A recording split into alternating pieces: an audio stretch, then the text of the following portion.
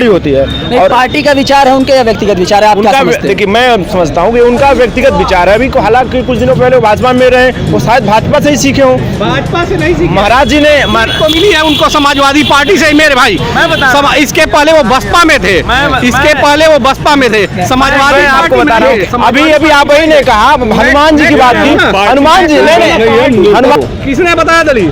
परम आदरणीय उत्तर प्रदेश के सभी मुख्यमंत्री माननीय योगी आदित्यनाथ जी ने बताया था। नहीं बताया, आप आपको सुना देते हैं, सुनाइए ना।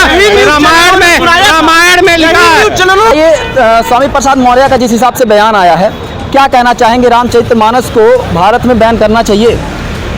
हमारे आस्था के साथ, हिंदू आस्था के साथ एक तरह से खिलवाड़ किया जा रहा है और स्वामी प्रसाद मौर्य मानसिक रूप से विक्षिप्त हो गए हैं। तो स्वामी प्रसाद मौर्य जैसे लोगों को हिंदुस्तान में रहने का अधिकार ही नहीं है। ऐसे लोग किसी के हो ही नहीं सकते हैं। तो वो पार्टी का अपने जनाधार ही खत्म कर रहे हैं। पहली बार स्वामी प्रसाद मौर्य मंत्री भी रहे हैं, अभी तो लग रहा है वो मेंटली कुछ डिस्टर्ब हैं। ये सोची समझी ही बयानबाजी है। इसके पहले वो मायावती जी के साथ थे, मायावती जी को धोखा दिया उन्होंने, फिर समाजवादी पार्टी के साथ गए, उनका भी अनहित किए।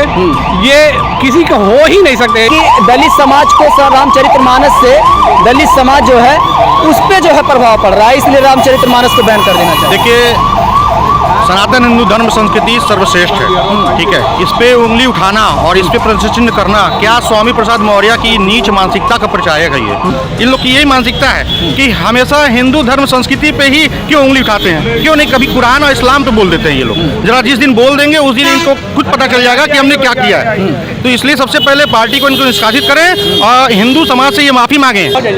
नमस्कार, लाउड स्पीकर 90 FM देख रहे हैं आप और मैं हूं आपके साथ विक्की सिंह। स्वामी प्रसाद मौर्य का तुलसीदास रामचरितमानस पे जो सवाल खड़ा किया है उसको लेकर सियासत बहुत तेज हो गई है और इसी सिलसिले में जो है हम इंदिरा बाल विहार गोरखपुर में मौजूद हैं। जनता से थोड़ा राय समझने की कोशिश करते हैं कि स्वामी प्रसाद मौर्य जो 2022 विधानसभा चुनाव में जब भारतीय जनता पार्टी के साथ थे और उसके बाद समाजवादी पार्टी के साथ खड़े हुए, लेकिन समाजवादी पार्टी जो है इस बयान के साथ खड़ी नहीं है क्योंकि समाजवादी पार्टी के कई जो नेता हैं वो खुद इस बयान का जो है खंडन करते हैं। सर ये बताइए, स्वामी प्रसाद मौर्य का जिस हिसाब से बयान आया है, क्या कहना चाहेंगे? रामचरितमानस को भारत में बैन करना चाहिए? हमारे आस्था के साथ, हिंदू आस्था के साथ एक तरह से खिलवाड़ किया जा रहा है और स्वामी प्रसाद मौर्य मानसिक रूप से विक्षिप्त हो गए हैं। जिस चीज़ पे वो बैन लगाने के लिए कह रहे हैं वो एक व्यक्ति विशेष के लिए नहीं है और न किसी एक व्यक्ति का वो रामायण है। रामायण बहुत पुराना ग्रंथ है मेरे भाई, और रामायण जैसे मतलब संस्कारित चीज़ों पे बैन लगाने के लिए वो मानसिक रूप से विक्षिप्त हो गया है। अगला और उसके ऊपर तो मुकदमा करना चाहिए सरकार को और कोर्ट को भी करना चाहिए।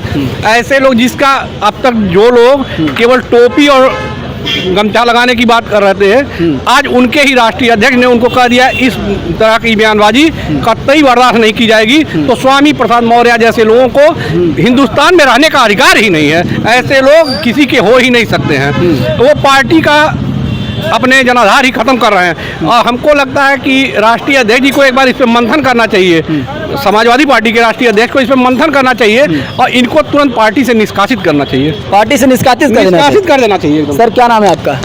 मेरा नाम अनुराग पांडे है। अनुराग जी ये बताइए, समाजवादी पार्टी जो है इसके साथ खड़ी नहीं है इस बयान के साथ, क्या लगता है ये एक व्यक्तिगत विचार हो सकता है या पार्टी का विचार?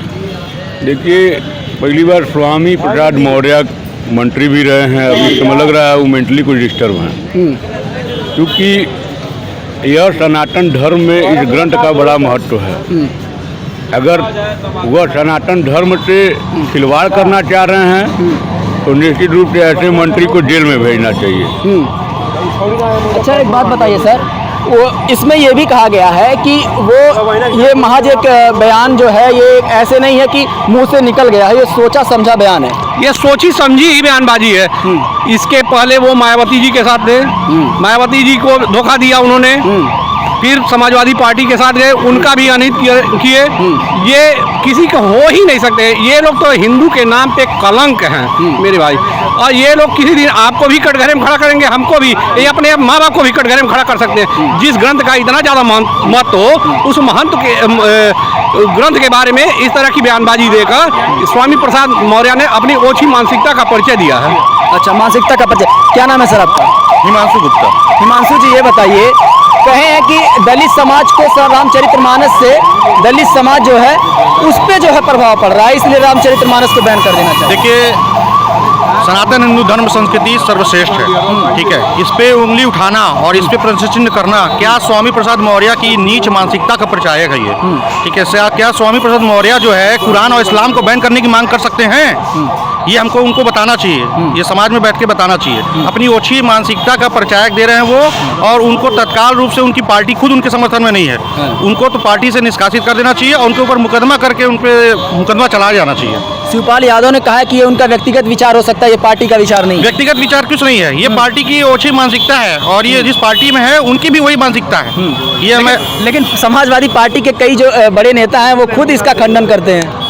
कौन खंडन कर रहा है? तमाम जो सवर्ण नेता हैं समाजवादी पार्टी के, वो खुद कह रहे हैं कि ये जो बयान है वो व्यक्तिगत है, पार्टी की विचारधारा ये बिल्कुल इससे इत्तेफाक नहीं रखती है, और लोहिया की विचारधारा को एक बार फिर से स्वामी प्रसाद मौर्य को पढ़ना चाहिए। ये समाजवादी पार्टी के कई बड़े नेताओं का। नहीं, देखिए, बड़े नेताओं का बयान जो आता है, पहले ये लोग बयान देते हैं और फिर उसका खंडन करते हैं, ठीक है। और जब खंडन करना होता है तो सभी के मतभेद उजागर हो जाते हैं, सब लोग अलग अलग तरह से बयान देते हैं, लेकिन अंदर से सब लोग एक रहते हैं। ये लोग, इन लोग की यही मानसिकता है कि हमेशा हिंदू धर्म संस्कृति पे ही क्यों उंगली उठाते हैं, क्यों नहीं कभी कुरान और इस्लाम पे बोल देते हैं ये लोग। जरा जिस दिन बोल देंगे उस दिन इनको खुद पता चल जाएगा कि हमने क्या किया है। तो इसलिए सबसे पहले पार्टी को इनको निष्कासित करें और हिंदू समाज से ये माफ़ी मांगें कि हमने ये चीज़ कहा है, इसकी हम माफ़ी मांगते हैं। इसलिए पहले इनको कहना चाहिए माफ़ी मांगे, तब तो जाके इनको ये स्पष्ट होगा कि हाँ, ये हिंदू समाज को वो कर रहे हैं, समर्थन कर रहे हैं। अच्छा, ये बताइए, क्या रामचरितमानस वर्गों में बांटने का काम कर रही है समाज को? समाजवादी पार्टी वर्गों को बांटने का काम कर रही है। रामचरितमानस आप 1000 बार पढ़िए, उससे आपका मोह भंग ही नहीं हो सकता है। रामचरितमानस तो ऐसी किताब है, ऐसा ग्रंथ है कि उसे लोग पढ़ के कभी निराश हो ही नहीं सकते हैं। ये समाजवादी पार्टी के लोग पहले इस मनगढ़ंत बातों को कार्यालय में आपस में कहीं बैठ के इसको एक भूमिका बनाते हैं, उसके बाद इनके मंत्री, इनके लोग उसको समाज में प्रसारित करते हैं। बात चल रही थी बागेश्वर धाम धीरेन्द्र शास्त्री के ऊपर, फिर ये रामचरितमानस पे आ गए। तो रामचरितमानस पे इसीलिए तो है, ये उनकी नहीं, उनके पार्टी के लोगों की भी मानसिकता है। आप बताइए, इसके पहले आप राम को नहीं मानते थे, कृष्ण को नहीं मानते थे, बजरंगबली को नहीं मानते थे। आज सारे नेताओं की ये ध्येय हो गई है, ये धारणा हो गई है कि सारे लोग देख लीजिए, आज रामचरितमानस को भी राष्ट्रीय अध्यक्ष लोग पढ़ रहे हैं। आज क्या जरूरत है जनेऊ दिखाने की? टोपी इसके पहले दिखाई जाती थी, इसके पहले कभी रामचरितमानस का पाठ नहीं होता था। आज इनकी ओछी मानसिकता की देन है कि ये लोग गर्त में जा रहे हैं। क्या नाम है सर आपका? हमारा नाम सूरज यादव है। सूरज यादव जी, जो स्वामी प्रसाद मौर्य बयान दिए हैं, इत्तेफाक रखते हैं इन लफ्जों से? जी, उनके बयान जो कि हमने भी अभी सुना है, अभी जस्ट सुना है, आपने जब चर्चा की आपने सुना, लेकिन उनका बयान निजी है, इस चीज़ को मानिएगा। और हालांकि मैं समाजवादी पार्टी से बिलोंग नहीं करता हूँ, मैं ब्लॉक कांग्रेस कमेटी का अध्यक्ष हूँ। पार्टी, अभी बड़े भैया ने कहा कि ये पार्टी की राय है और पार्टी के लोग ऐसे बयान देते रहते हैं। अभी हालांकि कुछ दिनों पहले वो भाजपा में रहे, आपने भी देखा, विधानसभा चुनाव से पहले भी बहुत जल्दी उन्होंने समाजवादी ज्वाइन किया, फिर वो राज्यसभा सांसद एमएलसी बनाए गए हैं। ये हालांकि उनका व्यक्तिगत राय, कोई भी पार्टी पे लांछन लगाने से पहले व्यक्ति को सोचना चाहिए। कोई भी पार्टी हो, चाहे समाजवादी हो, चाहे बसपा हो, चाहे कांग्रेस हो, चाहे भाजपा हो, पार्टी बहुत बड़ी होती है। और पार्टी का विचार है उनके या व्यक्तिगत विचार है? देखिए, मैं समझता हूँ कि उनका व्यक्तिगत विचार है। अभी हालांकि कुछ दिनों पहले भाजपा में रहे, वो शायद भाजपा से ही सीखे हो। भाजपा से नहीं सीखे, महाराज जी ने को मिली है उनको समाजवादी पार्टी से ही मेरे भाई। इसके पहले वो बसपा में थे, इसके पहले वो बसपा में थे, समाजवादी आपको बता रहा हूँ। अभी आप ही ने कहा हनुमान जी की बात की, हनुमान जी की बात की, ये बातें सिर्फ सुन लीजिए, मेरी बात सुन लीजिए। इसके पहले कोई नेता, केवल भारतीय जनता पार्टी का ही एक नेता होता था जो मंदिर झूठी पार्टी का कौन पार्टी है मुझे बताइए ना। हनुमान जी जिन्हें दादा भगवान श्री राम का परम भक्त कहा गया, उनको हमारे परम आदरणीय उत्तर प्रदेश के मुख्यमंत्री योगी आदित्यनाथ जी ने दलित बताया था, जो कि उन्हें दलित बताया। किसको बताया दलित? हनुमान जी महाराज को किसने बताया दलित? परम आदरणीय उत्तर प्रदेश के सभी मुख्यमंत्री माननीय योगी आदित्यनाथ जी ने बताया था। कहीं नहीं बताया। आप कहीं आपको सुना देते हुए सुनाइए ना। रामायण में लिखा है, चैनलों में हमें सुनाया था, यही न्यूज चैनलों के माध्यम से मैं सुना हूँ और उनके भाषणों में मैं भी सुना सकता हूँ। सम्मानित मीडिया हार जाऊंगा, मैं हार जाऊंगा। आप मतलब आप इस बात से इत्तेफाक रखते हैं कि स्वामी प्रसाद मौर्य जो बोले हैं वो उनका सही है? निजी बयान है, किसी ये पार्टी सही है कि गलत है? देखिए वो गलत बोले हैं। रामचरितमानस एक पवित्र ग्रंथ है, हमें उसे सीखने की जरूरत है और हालांकि न किसी पार्टी के ऊपर थोपने की जरूरत है। लेकिन एक मिनट सर, आपका ये भी कहना है कि भारतीय जनता पार्टी में रहे, हो सकता है भारतीय जनता पार्टी से सीखे हो। जब आपने बताया भारतीय जनता पार्टी हमेशा संस्कारों की पार्टी है और रहेगी। भारतीय जनता पार्टी ने कभी टीका और टोपी लगाने का काम नहीं किया है। ये काम केवल समाजवादी पार्टी और कांग्रेस के लोगों ने किया है। भारतीय जनता पार्टी जिसके साथ है उसके साथ खुले मंच पे है। यही हनुमान जी को दलित बताया जाता है, यही भारतीय जनता पार्टी है। हनुमान जी को दलित बताया जाता है, हनुमान जी को दलित बताया जाए, यही भारतीय जनता पार्टी है। जो भारतीय जनता पार्टी ये कह रहे हैं, मुख्यमंत्री जी ने नहीं, मुख्यमंत्री जी ने नहीं कहा है। नहीं सुना सकते हैं। हार जाऊंगा। नहीं, आप सुना सकते हैं। हार जाऊंगा, मैं यही सुना दूंगा। हमें थोड़ा वक्त दीजिए, मैं तुरंत निकाल देता हूँ। निकाल दीजिए।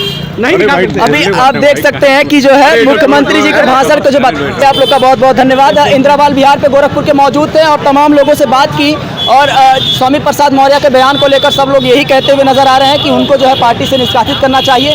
कुछ लोगों के समर्थन में ये भी था कि वो उनका व्यक्तिगत विचार हो सकता है, लेकिन समाजवादी पार्टी का विचार जो है ये नहीं कहता है कि जो है कहीं ना कहीं रामचरितमानस को बैन किया जाना चाहिए। बाकी ऐसे ही तमाम छोटी बड़ी खबरों के लिए बने रहे हमारे साथ और देखते रहे लाउड स्पीकर 90 FM।